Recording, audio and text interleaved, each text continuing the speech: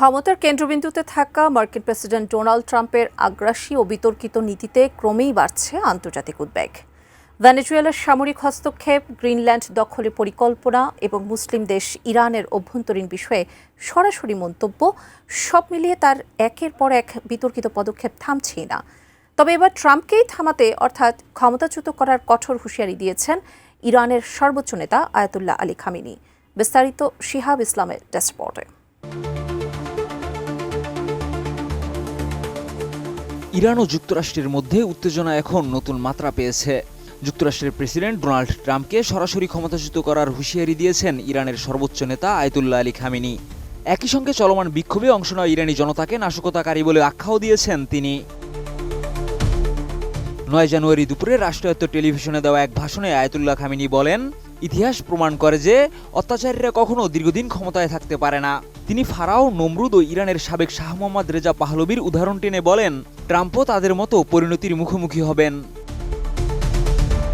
Quality সম্পন্ন আন্তর্জাতিক মানের steel bar CSRM, committed for better still.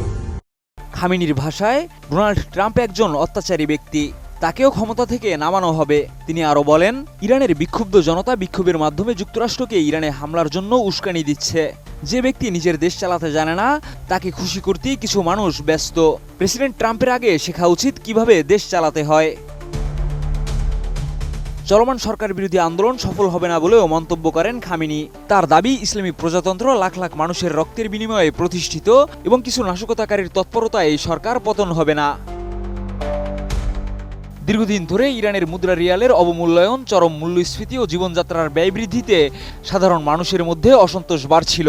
এরই ধারাবাহিকতায় গত 28 ডিসেম্বর তেহরানের ব্যবসায়ীরা ধর্মঘটের ডাক দিলে দেশজুড়ে বিক্ষোভ শুরু হয়, যা মাত্র কয়েকদিনের মধ্যেই ছড়িয়ে পড়ে ইরানের 31টি প্রদেশে।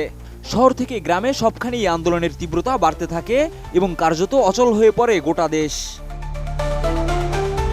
বিক্ষোভ দমনে রাজধানী তেহরান সহ দেশের বিভিন্ন শহরে নিরাপত্তা বাহিনী মোতায়েন করেছে সরকার। 8 জানুয়ারি ইন্টারনেট ও মোবাইল যোগাযোগ বন্ধ করে দেওয়া হলেও পরিস্থিতি এখনও নিয়ন্ত্রণে আসেনি। সরকারি হিসেবে বিক্ষোভ শুরুর পর থেকে এ পর্যন্ত অন্তত 200 জনের বেশি নিহত হয়েছেন।